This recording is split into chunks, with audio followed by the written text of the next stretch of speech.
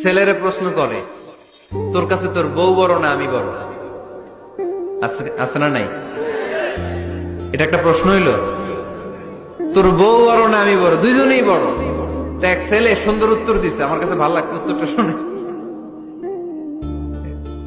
এক মা প্রশ্ন করছে, তোরে এতদিন আমি লালন পালন করে বড় করলাম, জীবন যৌবন তোর জন্য শেষ করলাম, আজকে বউ পাইয়া বউ তোর আপন হয়ে গেল। এবার ছেলে উত্তর দিছে, মা, আমার মুখ থেকে মা ডাক শোনার জন্য তুমি কি কষ্টটাই না করছো জীবনে। 10 মাস আমারে পেটে ধারণ করলা, খাইতে পারো নাই, বমি করছো, খালি ওষুধ খাইছো, তোমার পেট কেটে আমারে বের করা হয়েছে, 2 বছর আমারে দুধ খাওয়াইছো, পেশাব পায়খানা পরিষ্কার করেছো।